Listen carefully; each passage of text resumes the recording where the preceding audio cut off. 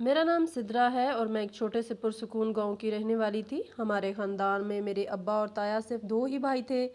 تایا جان اپنی ملازمت اور بچوں کی تعلیم کی وجہ سے شہر میں جا بسے تھے، جبکہ میرے ابا نے گاؤں کی جائیداد اور کھیتی باڑی سنبھال لی تھی، اسی لیے ہم لوگ ہمیشہ سے گاؤں میں ہی مقیم رہے۔ ایک دن ہمارے گھر تایا جان کے ہاں سے ایک ساتھ دو خوشیوں کا بلاوا آیا، یعنی میرے تایا کے بیٹے کاشف اور ان کی چھوٹی بیٹی ندا کی شادیاں ایک ساتھ طے پائی تھی۔ خط ملتے ہی ہمارے پورے گھر میں جیسے خوشیوں کی بہار آ گئی۔ میری دو بہنیں تھیں، ایک مجھ سے بڑی اور ایک چھوٹی۔ ہمارا ایک چھوٹا بھائی بھی تھا۔ دوسری طرف تایا جان کے ہاں کاشف اور ندا کے علاوہ ایک بڑی بیٹی فضا آپی بھی تھی، جن کی شادی پہلے ہی ہو چکی تھی۔ شادی کا کارڈ آتے ہی ہم سب بہن بھائی اور امی ابا بے انتہا خوش ہوئے اور شہر جانے کی تیاریاں شروع ہو گئیں۔ دن رات بس اسی الجھن میں گزرتے کہ کس فنکشن پر کون سا رنگ پہننا ہے اور کس طرح کی شاپنگ کرنی ہے۔ سارا دن کپڑوں کے انتخاب اور خریداری میں گزر جاتا اور خوشی کا کوئی ٹھکانہ نہ تھا۔ بالآخر وہ دن بھی آ پہنچا جب ہم سب بوریا بستر سمیٹ کر شادی کی تقاریب میں شرکت کے لیے شہر یعنی تایا جان کے گھر پہنچ گئے۔ کاشف کی مہندی کی رات تو پورے خاندان نے مل کر خوب جشن منایا۔ سب نے ڈھولک کی تھاپ پر رقص کیا اور ہر طرف خوشی کا ماحول تھا۔ لیکن اگلی ہی صبح جب برات روانہ ہونے میں بمشکل آدھا گھنٹہ باقی رہ گیا تھا، اچانک تایا جان کے موبائل پر ایک ایسی کال آئی جس نے پورے گھر کی خوشیوں کو گہن لگا دیا۔ فون سنتے ہی تایا جان کے چہرے کا رنگ اڑ گیا اور وہ سر پکڑ کر خاموشی سے بیٹھ گئے۔ جب سب گھر والوں نے پریشانی میں ان کا گھیراؤ کیا اور اصرار کر کے پوچھا تو معلوم ہوا کہ کاشف کی منگیتر راتوں رات اپنے گھر سے کہیں چلی گئی ہے، کیونکہ وہ اس شادی کے حق میں نہیں تھی اور اب اس کے گھر والوں نے بے بسی میں فون کر کے رشتہ توڑنے کا اعلان کر دیا تھا۔ اس خبر کے سنتے ہی ہنستے کھیلتے گھر میں ماتم سا چھا گیا اور ہر طرف گہری خاموشی پھیل گئی۔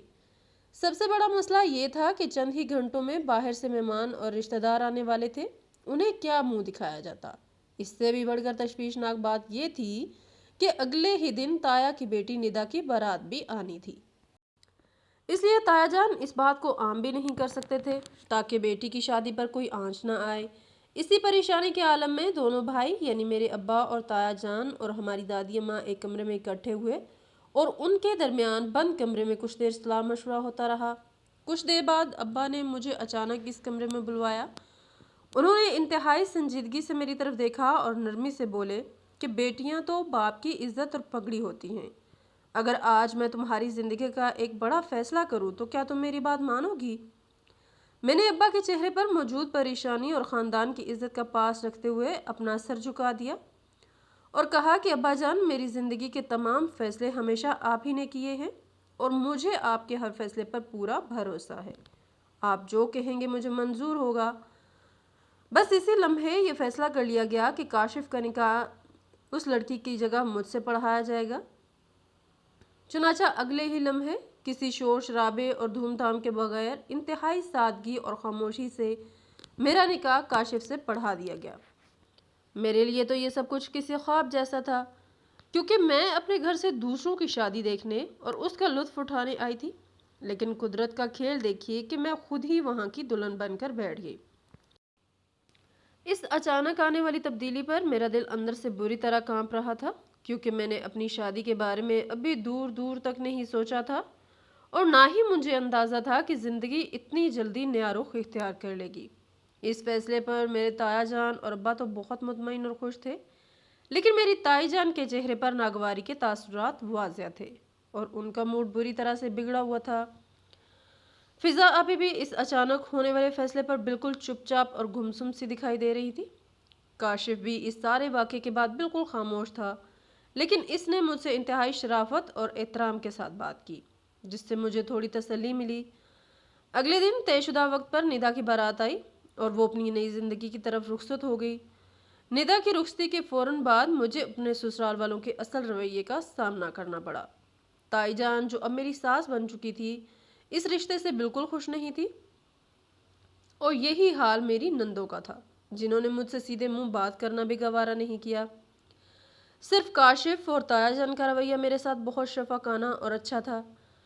تایا جان پیشے کے لحاظ سے ایک اسکول ٹیچر تھے، اسی لیے ان کا اسکول گھر کے پاس تھا اور وہ ایک انتہائی متوسط اور نارمل خاندان کے مالک تھے، جہاں حالات اتنے زیادہ اچھے نہیں تھے۔ مگر کہتے ہیں نا کہ عورت اپنے نصیب کا رزق اور پیسہ ساتھ لے کر آتی ہے۔ جیسے ہی میرا قدم اس گھر میں پڑا، کاشف کی قسمت کا ستارہ یکدم چمک اٹھا۔ اس کے کام کاج میں ایسی برکت ہوئی کہ دیکھتے ہی دیکھتے اسے امریکہ کا ویزا مل گیا۔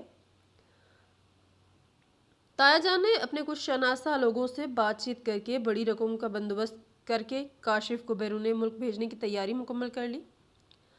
کاشف کے پردیس جانے کی خبر نے مجھے اندر سے بہت اداس کر دیا، کیونکہ وہ واحد انسان تھا جس کی محبت اور احترام کی وجہ سے میرا اس نئے گھر میں دل لگا ہوا تھا۔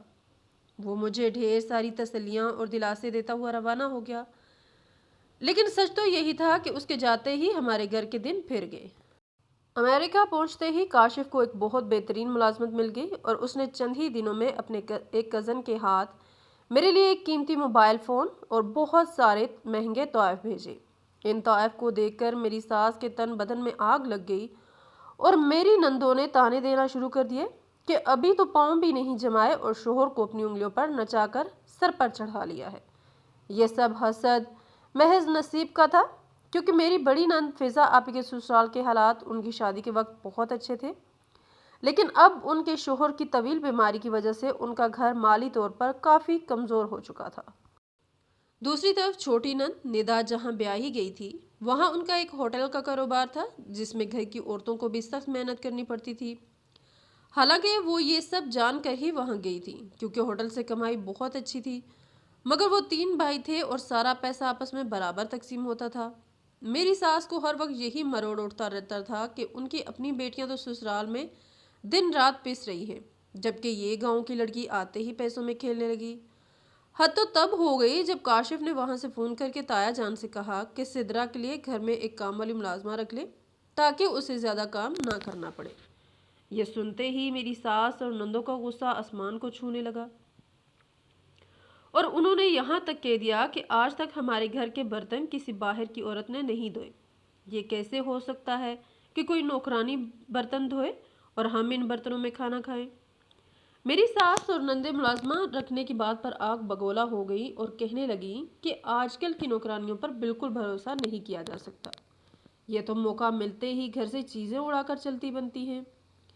ساس صاحبہ نے نندوں کی ہاں میں ہاں ملاتے ہوئے طنزیہ لہجے میں کہا کہ ہم نے تو اپنی تمام زندگی خود اپنے ہاتھوں سے کام کیا ہے، کبھی ایسے چونچلے اور تماشے نہیں کیے، اور نہ ہی ہم اپنے گھر میں ایسی چیزوں کی اجازت دیں گے۔ اصل میں ان لوگوں کو یہ بات ہضم ہی نہیں ہو رہی تھی کہ ایک غریب اور عام سے گھرانے کی لڑکی اس گھر میں آئی ہے اور اس کے آتے ہی ان کے بھائی کی اتنی اچھی نوکری لگ گئی ہے اور گھر میں ہر طرف پیسے کی ریل پیل ہو گئی ہے۔ انہیں ہر وقت یہی دھڑکا لگا رہتا تھا کہ کہیں ان ساری آسائشوں کا فائدہ صرف مجھے ہی نہ پہنچ جائے۔ جب بھی میرے شوہر کا فون آتا اور گھر والوں کو پتہ چلتا کہ کاشف کی کال آئی ہے تو وہ فوراً بہانے سے میرے کمرے میں چلی آتی اور میرے ہاتھ سے موبائل چھین کر گھنٹوں خود باتیں کرتی رہتی، یہاں تک کہ کاشف کی ڈیوٹی کا دوبارہ وقت ہو جاتا۔ میں ان کی ان تمام حرکتوں اور چالاکیوں کو اچھی طرح سمجھتی تھی، لیکن میں جب بھی فون پر اپنی امی سے اس بات کا ذکر کرتی تو وہ ہمیشہ مجھے یہی سمجھاتی کہ چھوڑو بیٹا، ان باتوں کو دفع کرو اور بالکل تناؤ نہ لیا کرو۔ امی کہتی کہ جب تمہارا شوہر اتنا اچھا ہے اور تمہارا اتنا خیال رکھتا ہے تو تمہیں کسی بات پر پریشان ہونے کی کوئی ضرورت نہیں ہے۔ جیسے جیسے ہمارے گھر کے مالی حالات بہتر سے بہترین ہوتے گئے، میری نندوں کا زیادہ تر وقت اپنے سسرال کے بجائے ہمارے ہی گھر گزرنے لگا۔ انہیں اب اپنے گھروں میں کام کرنے کی عادت تو رہی نہیں تھی، اس لیے یہاں روز نئی فرمائشوں کے مطابق کھانے بنتے تھے اور جس کا جو دل چاہتا تھا اس کا آرڈر دے دیا جاتا تھا۔ جب شدید گرمیوں کا موسم شروع ہوا تو کاشف نے وہاں سے فون کر کے کہا کہ گھر کے بڑے کمرے میں ایک اے سی لگوا دیا جائے تاکہ امی ابا اور بہنیں آرام سے رہ سکیں، اور ساتھ ہی اس نے ایک اے سی میرے کمرے کے لیے بھی لگوانے کا کہہ دیا۔ میری ساس کو یہ بات بہت ناگوار گزری اور انہوں نے اس کا شدید برا منایا۔ وہ غصے سے بولی کہ گھر میں صرف ایک ہی اے سی لگے گا اور وہ بھی بڑے کمرے میں جہاں سب لوگ ایک ساتھ بیٹھیں گے۔ اگر تمہاری بیوی کو ہمارے ساتھ بیٹھنے سے کوئی الجھن یا مسئلہ ہے تو پھر ایسا کرو کہ یہ اے سی صرف اسی کے کمرے میں لگوا دو، ہمارے کمرے میں رہنے دو۔ جب ساس نے بہت زیادہ غصہ دکھایا تو کاشف بیچارہ اس بات پر خاموش ہو گیا۔ میں نے خود کاشف سے کہہ دیا کہ مجھے اے سی کا کوئی اتنا شوق نہیں ہے، آپ میری وجہ سے پریشان نہ ہوں۔ اگر مجھے کبھی گرمی لگی تو میں بھی سب کے ساتھ اسی بڑے کمرے میں بیٹھ جایا کروں گی۔ گھر میں اے سی اور دیگر نئی سہولیات آنے سے جہاں آرام بڑھا، وہاں میری نندوں کو اپنے سسرال کے گھروں میں اب خامیاں اور کمیاں نظر آنے لگی۔ انہی دنوں میرا شوہر کچھ عرصے کے لیے پاکستان واپس آیا اور وہ ہم سب کے لیے ڈھیروں قیمتی تحائف لے کر آیا۔ وہ اپنی ماں اور بہنوں کے لیے الگ الگ چیزیں لایا تھا اور میرے لیے بالکل الگ۔ چونکہ انہی دنوں ہماری شادی کی پہلی سالگرہ بھی تھی، اس لیے کاشف نے میرے لیے ایک سرپرائز رکھا تھا اور وہ میرے لیے سونے کے 2 خوبصورت کنگن لے کر آیا تھا۔ شام ہوتے ہی وہ ایک خوبصورت کیک لے آیا تاکہ ہم سالگرہ منا سکیں، لیکن یہ دیکھتے ہی میری نندوں کے منہ بن گئے اور میری ساس بھی انتہائی اکھڑے ہوئے موڈ کے ساتھ اس تقریب میں شامل ہوئیں۔ کیک کھانے کے بعد ساس نے طنز کرتے ہوئے مجھ سے کہا کہ تم نے زندگی میں کبھی اس طرح کی خوشیاں منائی بھی ہیں جو یہاں آتے ہی معصوم بچے کو اپنی پٹی پر پڑھا دی؟ میں نے نرمی سے جواب دیا کہ اماں جان، میں نے انہیں کچھ نہیں کہا۔ تو کاشف خود بول اٹھا کہ انہوں نے مجھے کچھ نہیں کہا، میں یہ سب اپنی مرضی اور خوشی سے لایا ہوں۔ جب کاشف نے وہ سونے کے کنگن نکال کر میرے سامنے رکھے تو ساس اور نندوں کے تو جیسے ہوش ہی اڑ گئے۔ میں ان کنگنوں کو دیکھ کر بہت خوشی ہوئی اور کاشف بھی میری خوشی دیکھ کر مسکرا رہا تھا۔ جب میں وہ کنگن اتار کر واپس رکھنے لگی تو کاشف نے منع کر دیا اور کہا کہ یہ میں تمہیں پہنانے کے لیے لایا ہوں اور میں نہیں چاہتا کہ یہ تمہارے ہاتھوں سے اترے۔ اگلے ہی دن صبح 10 بجے میری ساس نے کاشف کو اکیلے اپنے کمرے میں بلایا اور کہنے لگی کہ تم کب سے اتنے سمجھدار ہو گئے ہو کہ بیوی کے لیے اتنے مہنگے کنگن لے آئے اور بہنوں کے لیے کوئی خاص چیز نہیں لائے؟ تمہیں معلوم ہے کہ جب تمہاری بہنوں کو رخصت کیا تھا تو ہمارے حالات اتنے اچھے نہیں تھے۔ اگر کوئی چھوٹا موٹا زیور اپنی بہنوں کے لیے بھی لے آتے تو وہ بھی خوش ہو جاتی۔ اب ایسا کرو کہ جو کنگن تم سدرا کے لیے لائے ہو وہ ندا کو بہت پسند ہے، اس لیے ایک کنگن ندا کو دے دو اور ایک سدرا رکھ لے۔ میرا شوہر میرے لیے اتنے پیار اور چاؤ سے وہ تحفہ لایا تھا، لیکن ان لوگوں سے میری یہ خوشی بھی برداشت نہیں ہو رہی تھی۔ جب ساس نے بار بار اصرار کیا تو کاشف نے مجھ سے آ کر کہا کہ سدرا، تم یہ دونوں کنگن ہی انہیں دے دو، میں تمہارے لیے اگلی بار نئے لے آؤں گا۔ میں نے اداسی سے کہا کہ جب آپ اگلی بار اور لے کر آئیں گے تب بھی تو یہ لوگ یہی کہیں گے نا کہ یہ ہمیں دے دو۔ لیکن اس نے مجھے پیار سے سمجھایا اور میں نے بھی اپنی آنکھوں میں آئے ہوئے آنسو چھپا کر وہ دونوں کنگن اپنی ساس کے حوالے کر دیے۔ انہی دنوں ہمارے پورے خاندان میں شادیوں کا ایک سیزن شروع ہو گیا تھا، جس کے لیے میرے شوہر نے مجھے اپنے ساتھ لے جا کر خوب شاپنگ کروائی۔ خریداری کے وقت کاشف نے مجھے تاکید کی کہ سدرا، ان میں سے اکثر چیزیں اماں اور بہنوں کو مت دکھانا۔ اگر کوئی پوچھے تو کہہ دینا کہ یہ تمہاری امی نے تمہارے لیے بنوائی ہیں، کیونکہ میں نے انہیں بھی شاپنگ کے لیے اچھے خاصے پیسے دیے ہیں، لیکن وہ تمہاری ہر چیز کا اثر لیتی ہیں اور میں نہیں چاہتا کہ میری بہنوں یا ماں کے دل میں کوئی بری بات آئے۔ میں نے ان کی بات مان لی۔ شادی کی ان تقاریب میں ہر کوئی مجھے حسرت بھری نگاہوں سے دیکھتا تھا اور میرے اچھے نصیب پر رشک کرتا تھا کہ میرا شوہر اتنا اچھا کماتا ہے اور میرے آتے ہی اس گھر کے دن بدل گئے ہیں۔ لیکن کہتے ہیں نا کہ بری نظر انسان کے نصیب کو اور خوشیوں کو کھا جاتی ہے۔ اس بار کاشف پورے 3 مہینے ہمارے ساتھ رہ کر واپس پردیس چلا گیا اور میں ان خوبصورت 3 مہینوں کو کبھی نہیں بھول سکتی جو میں نے اس کے ساتھ گزارے تھے۔ لیکن افسوس کہ اللہ تعالیٰ نے اس بار بھی ہمیں اولاد کی کوئی خوشخبری نہ دی۔ کاشف کے جانے کے کچھ دن بعد اچانک میری طبیعت بہت زیادہ خراب ہو گئی۔ جب میں نے ڈاکٹر سے اپنا مکمل معائنہ کروایا تو پتہ چلا کہ مجھے خواتین کا ایک بہت ہی سنجیدہ اور پیچیدہ مسئلہ ہے، جس کی وجہ سے میں کبھی ماں نہیں بن سکتی اور میری اولاد نہیں ہو سکتی۔ یہ خبر مجھ پر کسی قیامت کی طرح ٹوٹ کر گری تھی جس نے میری زندگی کی تمام خوشیوں اور میری خوش نصیبی کو پل بھر میں نگل لیا تھا۔ اس تلخ حقیقت کے سامنے آنے کے بعد میری زندگی کے وہ کٹھن اور مشکل ترین دن شروع ہو گئے جن کا میں نے کبھی تصور بھی نہیں کیا تھا۔ اب میرا ہر دن نندوں کے تانوں سے شروع ہوتا اور ساس کی جلی کٹی باتوں پر ختم ہوتا، انہیں جیسے مجھے جی بھر کر ذلیل کرنے کا ایک سنہرا موقع مل گیا تھا۔ اسی دوران میری چھوٹی نند ندا کے ہاں جڑواں بیٹوں کی پیدائش ہوئی، تو میں نے ایک دن محبت اور حسرت سے ندا سے کہا کہ تم اپنا ایک بیٹا مجھے دے دو، میں اسے اپنی جان سے بڑھ کر پالوں گی اور کبھی ماں کی کمی محسوس نہیں ہونے دوں گی۔ میری یہ بات سنتے ہی ندا تڑپ کر بولی کہ بس کرو بھابھی، میرا بچہ لے کر اپنے بھانج پن کو چھپانے کی کوشش مت کرو، اب تو میرے بھائی کی دوسری شادی ہی ہوگی۔ ندا کے ان بے رحم الفاظ نے میرے دل کو گہرے زخم دیے۔ میں اکیلے میں بیٹھ کر خون کے آنسو روتی۔ پردیس سے کاشف جب بھی فون کرتا تو مجھے دلاسا دیتا اور کہتا کہ سدرا تم پریشان مت ہو، میں دوسری شادی کبھی نہیں کروں گا، مجھے اللہ کی ذات پر پورا یقین ہے کہ وہ ایک دن سب ٹھیک کر دے گا۔ لیکن دوسری طرف میری ساس کا رویہ بدتر ہوتا جا رہا تھا۔ وہ اب کھلم کھلا کہتی ہیں کہ جیسے ہی کاشف واپس آئے گا میں پہلی فرصت میں اس کا دوسرا نکاح کروا دوں گی۔ جب بھی کاشف کا فون آتا وہ کوئی نہ کوئی بہانہ بنا کر اولاد کا ذکر چھیڑ دیتی اور رونا روتی کہ بیٹا تمہیں دیکھ کر میرا دل کڑتا ہے، تمہاری عمر گزرتی جا رہی ہے اور تم ساری زندگی پردیس میں رول رہے ہو، پتہ نہیں مجھے تمہاری اولاد کا منہ دیکھنا نصیب بھی ہوگا یا نہیں، تم بس اب واپس آؤ، میں تمہاری دوسری شادی کرواؤں گی کیونکہ میں اب مزید کوئی خطرہ مول نہیں لے سکتی۔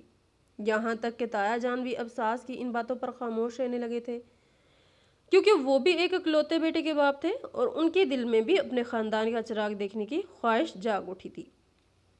ایک دن میری بڑی نند فضا نے مجھے حد سے زیادہ ذلیل کیا اور ایسی باتیں سنائیں کہ میرا ضبط کا دامن ہاتھ سے چھوٹ گیا۔ میں نے روتے ہوئے اپنے گاؤں فون کیا اور امی کو سب کچھ بتا کر زاروں کی طرح رونے لگی۔ مجھے معلوم نہیں تھا کہ ابا جان بھی وہیں امی کے پاس بیٹھے میری ایک ایک بات کو سن رہے ہیں۔ بیٹی کا یہ دکھ ابا سے برداشت نہ ہوا اور وہ اگلے ہی دن شہر یعنی تایا جان کے گھر پہنچ گئے۔ انہوں نے تایا جان سے تنہائی میں بات کی اور انتہائی عاجزی سے ہاتھ جوڑ کر کہا کہ خدا کے لیے میری بیٹی کا دل مت دکھائیں، اس میں جو بھی عیب یا نقص ہے وہ اللہ کی طرف سے ہے۔ فضا اور ندا سے کہیں کہ اسے اس طرح تانے نہ دیا کریں، اولاد کا ہونا یا نہ ہونا انسان کے اپنے بس میں نہیں ہوتا۔ اپنی بیٹی کو اس حال میں دیکھ کر میرا کلیجہ منہ کو آتا ہے۔ تایا جان نے فوراً ابا کے ہاتھ پکڑ لیے اور شرمندگی سے کہنے لگے کہ بھائی آپ ایسے مت کہیں، میں آپ کی بات مانتا ہوں اور میں خود گھر والوں کو سمجھاؤں گا۔ لیکن تایا جان کے سمجھانے کا الٹا اثر ہوا اور ساس نے گھر میں ایک پورا تماشا کھڑا کر دیا اور بات بڑھتے بڑھتے پردیس میں کاشف تک بھی پہنچا دی گئی کہ سدرا نے اپنے باپ کو بلا کر یہاں ہمارے گھر تماشا کروایا ہے اور وہ ہمیں بہت کچھ سنا کر گئے ہیں۔ حالانکہ میرے معصوم ابا تو وہاں ہاتھ جوڑ کر منتیں کر کے گئے تھے۔ میری ساس اور نندوں نے بات کو اس طرح گھمایا کہ کاشف زندگی میں پہلی بار مجھ سے شدید ناراض ہو گیا۔ اس نے فون پر مجھ سے سخت لہجے میں پوچھا کہ تم نے اپنے ابا کو یہاں کیوں بلایا؟ میں نے اسے بار بار یقین دلانے کی کوشش کی کہ ابا تو صرف تایا جان سے التجا کرنے آئے تھے، لیکن کاشف اپنی ماں کی باتوں میں اس حد تک آ چکا تھا کہ اسے میری کسی بات پر یقین ہی نہیں آ رہا تھا۔ اسی تلخی کے دوران اس نے مجھے بتایا کہ وہ 2 مہینے کی چھٹی لے کر پاکستان آ رہا ہے اور پھر ایک دن وہ بغیر بتائے اچانک گھر پہنچ گیا۔ کاشف کو اچانک اپنے سامنے دیکھ کر میں اندر سے بہت خوش ہوئی کہ چلو اب اس کے آنے سے میری زندگی کے کچھ دن سکون سے گزریں گے اور گھر والوں کے ظلم میں کمی آئے گی۔ میں نے اگلے ہی دن کاشف سے بڑے اصرار سے کہا کہ ہمیں ہار نہیں ماننی چاہیے، ہمیں اپنے ٹیسٹ دوبارہ کروانے چاہیے اور کسی بڑی لیڈی ڈاکٹر سے نئے سرے سے اپنا علاج شروع کرنا چاہیے۔ وہ میری بات مان گیا اور ہم نے شہر کے بڑے ڈاکٹروں کے چکر لگانے شروع کر دیے۔ اسی دوران کسی نے ہمیں مشورہ دیا کہ اللہ کے نیک بندے سے دم اور دعا بھی کروائیں کیونکہ روحانی علاج سے بھی اللہ پاک بڑے بڑے مسئلے حل کر دیتا ہے۔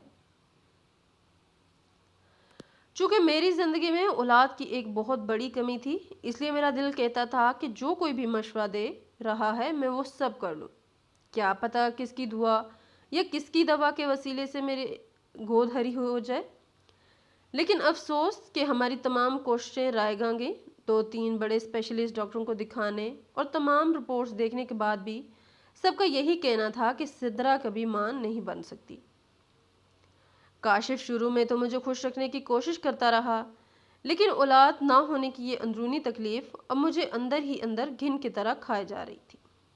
अभी काशिफ को पाकिस्तान आए हुए मुश्किल 10 दिन ही गुजरे थे कि मेरी सास और नंदों ने दोबारा उसके कान भरना शुरू कर दिए और उसे अपनी बातों के जाल में जकड़ लिया। अब मेरे लिए सबसे ज़्यादा हैरत और दुख की बात ये थी कि मेरा वो शोहर जो हमेशा मेरे साथ खड़ा रहता था, अब अपनी माँ और बहनों की हाँ में हाँ मिलाने लगा था। वो अब अक्सर मुझे ही समझाता कि तुम खामोश रहा करो। हालांकि मैंने कभी उनसे बदतमीज़ी नहीं की थी, लेकिन पहले वो थोड़ी बहुत मेरी हिमायत कर देता था, मगर अब वो उल्टा मुझे ही कसूरवार ठहराने लगा था। और फिर एक दिन मुझ पर एक और बम गिरा जब मुझे कहीं बाहर से पता चला कि सास और नंदों ने काशिफ के लिए कहीं लड़की देख ली है और उसके दूसरे रिश्ते की बातचीत भी चल रही है। मुझे इस बात का इल्म तक नहीं था और मेरे शोहर ने भी मुझसे इतने बड़े फैसले का जिक्र करना गवारा ना किया। जब मैंने हिम्मत करके और दिल पर पत्थर रखकर काशिफ से इस बारे में पूछा, तो वो बजाय इस बात पर शर्मिंदा होने के मुझसे नज़रें चुराने लगा। उसने इंतहाई सर्द और आम से लहजे में कहा कि हाँ, वो बस अम्मा कह रही थी, अभी फ़िलहाल कोई बात पक्की नहीं हुई और ना ही कोई पक्का इरादा किया है, बस अम्मा की ख्वाहिश पर लड़की वालों को देखा है। काशिफ का यह बदला हुआ रूप देखकर मेरी रूह कांप उठी। ये वही इंसान था जो कभी मुझसे कहता था कि मरते दम तक किसी दूसरी औरत के बारे में सोच भी नहीं सकता। आज वो इतनी आसानी से इस बात को टाल रहा था। वो मुझे कहने लगा कि तुम तो ऐसे ही परेशान हो रही हो जैसे मेरी शादी कल ही हो रही है, अभी तो सिर्फ बातें चल रही हैं, और ये बात तो तुम भी अच्छी तरह जानती हो कि एक मर्द के लिए औलाद कितनी ज़रूरी होती है। हर माँ बाप का अरमान होता है कि उनके बेटे की अपनी औलाद हो। अब अगर मेरे माँ बाप भी यही चाहते हैं तो इसमें क्या कसूर है? मैं तो उनके सामने बिल्कुल मजबूर हूँ। काशिफ के इन अल्फाज ने मेरा रहा सहा हौसला भी तोड़ दिया और मुझे अंदाज़ा हो गया कि अब इस घर में मेरे नसीब की खुशियाँ हमेशा के लिए ख़त्म हो चुकी हैं। अभी इस बात को 2-4 दिन ही गुजरे थे कि एक दिन काशिफ मेरे पास आया और कहने लगा कि सिद्रा, तुम यहाँ हर वक्त उदास और परेशान रहती हो, हर वक्त कुछ ना कुछ सोचती रहती हो। मेरा मशवरा है कि तुम 1 हफ्ते के लिए अपने मैके यानी गांव चली जाओ, वहाँ तुम्हारा दिल भी बहल जाएगा और तुम अपनी अम्मी के पास कुछ दिन रह भी आओगी। मैंने हैरत से काशिफ की तरह देखा और कहा कि आप पूरे 1 साल बाद परदेश से घर आए हैं, मैं भला आपको छोड़कर कैसे जा सकती हूँ? जब आपकी छुट्टियाँ ख़त्म हो जाएंगी और आप वापस चले जाएंगे तो मैं भी चली जाऊँगी। अभी मेरा जाने का बिल्कुल दिल नहीं है। मैं दिल ही दिल में हैरान हो रही थी कि वो अपने होते हुए मुझे बार बार गाँव क्यों भेजना चाह रहे हैं। जब उन्होंने बहुत ज़्यादा इसरार किया तो मुझे शक हुआ कि दाल में कुछ काला ज़रूर है, लेकिन जब शोहर ही बार बार जाने का कहे तो बीवी कब तक इनकार सकती है। चुनाचा मैं भारी दिल के साथ गांव चली गई। वहाँ मुझे 4-5 दिन गुजर गए। मैं रोज़ काशिफ को फ़ोन करती कि मुझे आकर ले जाएं, क्योंकि मेरा आपके बगैर दिल नहीं लग रहा, लेकिन वो हर बार मेरी बात ये कहकर टाल देते कि मैं अगले दिन आऊँगा। इसी तरह टाल मटोल करते हुए पूरा हफ्ता गुजर गया तो मैंने तंग आकर अपने अब्बा से कहा कि अब्बा जान, अब आप ही मुझे मेरे ससुराल छोड़ आएं। अब्बा जान मुझे साथ लेकर मेरे ससुराल पहुँचे तो वहाँ कदम रखते ही मुझ पर इंकशाफ हुआ कि मुझे धोखे से गांव क्यों भेजा गया था। काशिफ ने मेरी गैर मौजूदगी में खामोशी से दूसरा निकाह कर लिया था और वो इस दूसरी औरत को ब्याह कर घर ले आया था। मैं सकते की हालत में अपने शोहर के चेहरे को देख रही थी, जो शर्मिंदगी के मारे मुझसे नज़रें चुराने की कोशिश कर रहा था। मैं सोच रही थी कि इतना प्यार करने वाला भला 1 मिनट में कैसे बदल जाता है। अगर मर्द में कोई नुक्स हो तो औरत सारी ज़िंदगी उसके साथ निभाने को तरजीह देती है और उसे कभी छोड़ना पसंद नहीं करती, लेकिन मर्द को बदलने में एक लम्हा भी नहीं लगता। वो शख्स मुझे एतमाद में भी तो ले सकता था, मुझसे साफ कह देता कि वो औलाद की खातिर दूसरी शादी करना चाहता है, तो शायद मैं उसकी मोहब्बत में खुद खुशी खुशी उसे इजाज़त दे देती। لیکن اس نے مجھے اندھیرے میں رکھا اور دھوکے سے میکے بھیج کر پیچھے سے نکاح کر لیا۔ میں اپنے کمرے میں خاموش اور گمسم بیٹھ گئی۔ کچھ دیر بعد کاشف کمرے میں آیا اور مجھے صفائیاں دینے لگا، تو میں نے اسے ٹوکتے ہوئے کہا کہ بس اب کوئی صفائی مت دیں، میں آپ کی خوشی میں خوش ہوں اور میرا اللہ سب دیکھ رہا ہے۔ دوسری طرف میری نندیں اور اس شادی پر پھولے نہیں سما رہی تھی اور میری ساس تو نئی بہو کو دیکھ دیکھ کر جی اٹھتی تھی، جبکہ مجھے اب سب نے اس گھر کی ایک معمولی ملازمہ اور خادمہ سمجھ لیا تھا۔ ایک دن میرے امی ابا مجھ سے ملنے آئے اور وہ میری یہ حالت دیکھ کر بہت دکھی ہوئے اور مجھ سے کہنے لگے کہ سدرا بیٹی، تم ہمارے ساتھ واپس گھر چلو، یہاں رہ کر تم روز گھٹ گھٹ کر مرو گی اور پریشان رہو گی۔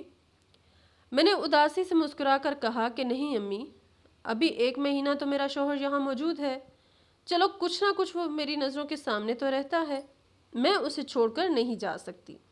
میری ماں نے تڑپ کر مجھے گلے سے لگا لیا اور روتے ہوئے کہنے لگی کہ بیٹی، ہم سے تمہارا یہ دکھ دیکھا نہیں جاتا، میری معصوم بچی اتنی برداشت کہاں سے لائے گی۔ میں نے امی کو حوصلہ دیتے ہوئے کہا کہ ماں، شادی کے بعد آپ کی بیٹی میں برداشت بہت زیادہ آ گئی ہے، آپ لوگ میری فکر نہ کریں اور دکھی نہ ہوں۔ میں نے اب اسی ماحول میں جینا سیکھ لیا ہے اور اگر میں یہاں سے طلاق لے کر چلی بھی جاؤں تو پھر کہاں جاؤں گی، میں یہیں رہنا چاہتی ہوں۔ کاشف نے اپنی 1 مہینے کی چھٹی کو مزید 2 ماہ کے لیے بڑھا دیا تھا اور اب وہ ہر وقت اپنی دوسری بیوی کے ساتھ ہی مصروف رہتا تھا۔ میں تو جیسے اسے اب نظر ہی نہیں آتی تھی، لیکن جب بھی کبھی اتفاق سے اس کی نظر مجھ پر پڑتی تو وہ فوراً نظریں جھکا لیتا یا چہرہ پھیر لیتا، جیسے اس کے اندر اب بھی تھوڑی بہت شرمندگی باقی ہو۔ میں اندرونی دکھ کی وجہ سے بیمار اور کمزور ہونا شروع ہو گئی تھی اور ہر وقت خاموشی سے گھر کے کام کاج میں جھوتی رہتی۔ اب میری نندوں کو اپنی چھوٹی بھابھی بہت پیاری لگتی تھی، اس کے لیے طائف آتے تھے، اس کے ساتھ محفلیں جمتی، لیکن اللہ کی طرف سے یہ ایک اچھی بات تھی کہ میری سوکن نے کبھی مجھ سے بدتمیزی نہیں کی تھی اور نہ ہی کبھی کوئی غلط بات کہی تھی۔ اب ظاہر ہے جب اس کا شوہر ہر وقت اس کے ساتھ رہتا تھا اور میری طرف دیکھنا بھی گوارا نہیں کرتا تھا تو اسے مجھ سے گلا یا بدتمیزی کرنے کی ضرورت ہی کیا تھی۔ کئی بار میرے امی ابا نے پیغام بھیجا کہ کچھ دن کے لیے میرے پاس آ کر رہ جاؤ، لیکن میرا اب وہاں جانے کا بھی دل نہیں کرتا تھا۔ میری ساس تو جیسے مجھے دکھ پہنچانے کا کوئی موقع بھی ہاتھ سے نہیں جانے دیتی تھی۔ ایک دن جب میری ساس اپنی نئی بہو کو اپنے پاس بٹھائے پیار سے باتیں کر رہی تھی، میں چائے کی ٹرے لے کر اس کمرے میں آئی۔ باہر شدید گرمی تھی اور اس کمرے میں AC چل رہا تھا، اس لیے میں چائے رکھ کر تھوڑی دیر کے لیے وہیں بیٹھ گئی۔ مجھے بیٹھا دیکھ کر میری ساس تڑپ کر بولی کہ یہاں کوئی چغلیاں تو نہیں ہو رہی، تم تو بس ہماری جاسوسی کرنے اور ٹول لینے کے لیے یہاں بیٹھ گئی ہو۔ میں حیران ہو کر ان کا منہ دیکھنے لگی اور روتے ہوئے کہا کہ اماں جان، میں تو بس باہر گرمی زیادہ ہونے کی وجہ سے یہاں بیٹھ گئی تھی، آپ کو خدا کا خوف کیوں نہیں آتا؟ آپ کو مجھ پر ذرا بھی ترس نہیں آتا؟ میں نے تو کبھی آپ کو پلٹ کر کچھ نہیں کہا۔ میری آنکھوں سے مسلسل آنسو بہ رہے تھے تو میری ساس کہنے لگی کہ بس اب اس کے ڈرامے پھر سے شروع ہو گئے، جاؤ بی بی، ہم نے تمہیں کچھ کہا بھی نہیں ہے۔ جب میں روتے ہوئے اس کمرے سے نکلی تو سامنے کھڑے میرے شوہر نے مجھے دیکھ لیا اور فوراً اپنی ماں کے کمرے میں گیا اور مجھے اندر سے اس کی اونچی آواز آئی کہ اماں، خدا کے لیے اس پر جو ظلم ہونا تھا وہ ہو چکا، اب وہ بہت سہ چکی ہے، آپ اسے کچھ مت کہا کریں۔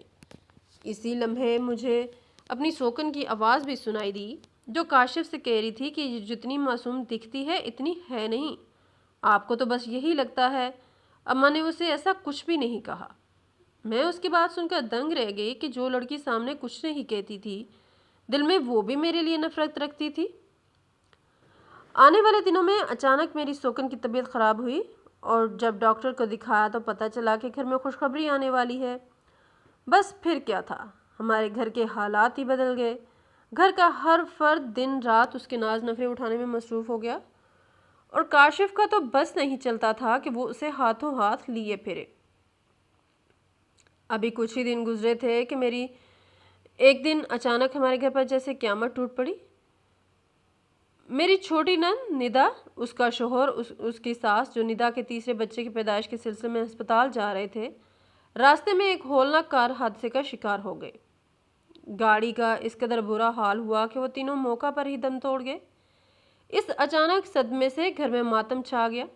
میری ساس کی جوان بیٹی، داماد اور ان کی دادی ایک ہی لمحے میں دنیا سے رخصت ہو گئے۔ ندا کے وہ جڑواں بیٹے جو مشکل سے 3 سال کے بچے تھے، بالکل اکیلے رہ گئے، جنہیں دیکھ کر ہر آنکھ پر اداسی کا ترس آتا تھا۔ مجھے وہ وقت یاد آیا جب میں نے ندا سے ایک بیٹا مانگا تھا اور اس نے مجھے بانجھ کہہ کر میری روح کو زخمی کیا تھا۔ لیکن اب چونکہ وہ دنیا سے جا چکی تھی، اس لیے میں نے اسے دل سے معاف کر دیا۔ ساس صاحبہ ان یتیم بچوں کو ہمارے ساتھ ہمارے گھر لے آئیں۔ میں نے گھر کے کام کاج کے ساتھ ساتھ ان معصوموں کو اپنی آغوش میں لے لیا اور ان کا پورا خیال رکھنے لگی۔ کبھی کبھی میرے دل میں یہ خیال ضرور آتا کہ ان لوگوں نے میرے ساتھ کیا کچھ نہیں کیا، لیکن میں سب بھلا کر ان کی ماں بن گئی۔ اس حادثے نے میری ساس کی کمر توڑ کر رکھ دی تھی۔ وہ اب بالکل خاموش رہتی اور زیادہ تر وقت بچوں میں مگن رہتی۔ انہوں نے اب میری بے عزتی کرنا اور مجھے باتیں سنانا بالکل چھوڑ دیا تھا۔ اسی دوران کاشف کی چھٹیاں ختم ہو گئیں اور جاتے ہوئے اس نے بتایا کہ وہ انہی چھٹیوں میں اپنی دوسری بیوی کے تمام کاغذی امور اور ویزے کا مکمل انتظام کر چکا ہے اور اب وہ اسے اپنے ساتھ امریکہ لے جا رہا ہے۔ اس وقت میرے دل میں ایک ٹھیس اٹھی کہ میرے شوہر کو یہ خیال اس وقت کیوں نہیں آیا جب مجھ سے اس کا نکاح ہوا تھا؟ تب تو اس نے مجھے ساتھ لے جانا ضروری نہیں سمجھا تھا۔ خیر، کاشف اپنی دوسری بیوی شادیہ کو لے کر امریکہ روانہ ہو گیا اور میں یہاں ندا کے بچوں کی حقیقی ماں بن کر ان کی پرورش اور اپنی ساس کی خدمت میں مصروف ہو گئی۔ امریکہ جانے کے 1 سال بعد اللہ نے کاشف اور شازیہ کو ایک بیٹا دیا، لیکن 2-3 مہینے کے بعد پتہ چلا کہ وہ بچہ نارمل نہیں ہے۔ سچ کہتے ہیں کہ خدا کی لاٹھی بے آواز ہوتی ہے۔ جو معصوم بچے اللہ نے ندا کی صورت میں میری جھولی میں ڈالے تھے، وہ مجھے سگی ماں کی طرح پیار دینے لگے تھے، اور میری ساس بھی اب مجھے دیکھ کر خوش ہوتی کہ میں ان کے نواسوں کو اتنی محبت سے پال رہی ہوں۔ ایک دن ساس نے روتے ہوئے میرا ہاتھ پکڑا اور کہنے لگیں کہ سدرا، یہ بچے اب تمہارے ہی ہیں۔ میں یہ بات سب کے سامنے واشگاف الفاظ میں کہہ رہی ہوں۔ میری طبیعت اب ٹھیک نہیں رہتی۔ خدا کے لیے مجھے معاف کر دینا اور آج کے بعد خود کو کبھی بے اولاد مت سمجھنا۔ ان بچوں کو اب تم سے کوئی جدا نہیں کر سکتا۔ اب میری بڑی نند فضا کو بھی میری قدر آ گئی تھی اور وہ بھی میرا خیال رکھنے لگی تھی۔ دوسری طرف اگلے سال اللہ نے کاشف کو ایک اور بیٹا دیا، مگر افسوس کہ وہ بھی نارمل نہیں تھا اور وہ لوگ وہاں اس کا علاج کروا رہے تھے۔ تیسری بار اللہ نے اسے ایک بیٹی دی جو خوش قسمتی سے بالکل ٹھیک اور تندرست تھی۔ اب کاشف کے 2 نارمل بیٹے اور ایک بیٹی تھی۔ وہ وہاں سے صرف پیسے بھیج دیا کرتا تھا اور بچوں کی بیماری وجہ سے شدید پریشان رہنے لگا تھا۔ اسی لیے اس نے پاکستان آنا بھی چھوڑ دیا۔ ایک بار اس نے مجھے فون کیا اور روتے ہوئے معافی مانگنے لگا کہ سدرا، مجھے لگتا ہے کہ مجھے تمہاری بددعا لگ گئی ہے، مجھے معاف کر دو۔ میں نے جواب دیا کہ میں نے تمہیں کبھی بددعا نہیں دی، میں نے تو بس اپنا معاملہ اپنے رب پر چھوڑ دیا تھا۔ پورے 7 سال کے طویل عرصے کے بعد کاشف واپس پاکستان لوٹا۔ اب ندا کے بیٹے سعد اور فہد بڑے ہو کر 7 سال کے ہو چکے تھے اور مجھے ہی اپنی اصل ماں مانتے ہوئے ہر وقت میرے آگے پیچھے گھومتے تھے۔ کاشف کے اپنے اب نارمل بیٹے بھی اب 5 سال کے ہو چکے تھے۔ شازیہ اپنے بیمار بچوں کو سنبھال کر اب کافی کمزور اور نڈھال ہو چکی تھی۔ اس لیے میں نے بھی انسانیت کے ناطے اس کے ساتھ مل کر ان معذور بچوں کی دیکھ بھال شروع کر دی، کیونکہ وہ جیسے بھی تھے معصوم فرشتے تھے اور اکیلے شازیہ سے سنبھالے نہیں جاتے تھے۔ اس کڑے وقت میں شازیہ کا رویہ بھی میرے لیے بالکل بدل گیا۔ میں نے اس کی بیٹی رافعہ کو بھی اپنی سگی اولاد کی طرح چاہا، اور اب شازیہ خود اپنی بیٹی سے کہتی ہے کہ یہ تمہاری بڑی امی ہے، انہیں بڑی امی بولا کرو۔ کاشف بھی اب مجھے اپنی زندگی میں سب سے زیادہ اہمیت دینے لگا تھا۔ وہ امریکہ چھوڑ کر مستقل پاکستان شفٹ ہو گیا اور گھر کے سارے اخراجات اور مالی اختیارات اس نے میرے ہاتھ میں تھما دیے۔ وہ ہر وقت کوشش کرتا کہ اس کی وجہ سے مجھے کوئی تکلیف نہ پہنچے، لیکن سچ تو یہ تھا کہ زندگی کی جو اتنے سال میں نے شدید ذہنی اذیت میں تنہائی میں گزارے تھے، وہ مجھے چاہنے کے باوجود نہیں بھولتے۔ میں بہت کوشش کرتی ہوں، مگر وہ ماضی کا درد دل سے نہیں نکلتا۔ اب شازیہ مجھے بڑی آپی کہتی ہے اور گھر کا ہر کام میری مرضی کے مطابق کرتی ہے، لیکن میری زندگی اب صرف سعد اور فات کی خوشیوں پر ہی ختم ہوتی ہے۔ میرے لیے اب اپنے شوہر کا لوٹ آنا یا مجھے اہمیت دینا کوئی معنی نہیں رکھتا۔ میں تو بس ان بچوں کے لیے جی رہی ہوں اور ان معذور بچوں کا بھی خیال رکھتی ہوں، کیونکہ اس سب میں ان کا کوئی قصور نہیں۔ میں یہاں اس کہانی کو سننے والے تمام ماں باپ سے ایک درد مندانہ اپیل کرنا چاہوں گی کہ اپنی بیٹیوں کو تعلیم کا زیور ضرور دیں۔ بے شک اللہ پاک ان کے نصیب اچھے کرے اور ان کے مقدر میں کوئی کمی نہ لائے، لیکن جب آپ کے پاس کوئی تعلیم، کوئی ڈگری یا کوئی ہنر ہوتا ہے تو زندگی کے کسی بھی موڑ پر اگر قسمت آپ کو دھوکہ دے دے تو آپ دوسروں کے آسرے پر نہیں رہتے۔ آپ عزت کے ساتھ سر اٹھا کر جی سکتے ہیں اور اپنے پیروں پر کھڑے ہو کر اپنے لیے کچھ کر سکتے ہیں۔ میں چونکہ پڑھی لکھی نہیں تھی، اس لیے مجھے تمام عمر ان لوگوں کے آسرے پر ہی رہنا پڑا، کیونکہ میرا شوہر ہی کماتا ہے اور میں خود کچھ نہیں کرتی۔ یہی وجہ ہے کہ اس نے میرے ساتھ جو کچھ بھی کیا، میں بے بس تھی اور اسے چھوڑ کر کہیں نہیں جا سکتی تھی۔ اس لیے اپنی بیٹیوں کو خود کفیل اور تعلیم یافتہ ضرور بنائیں۔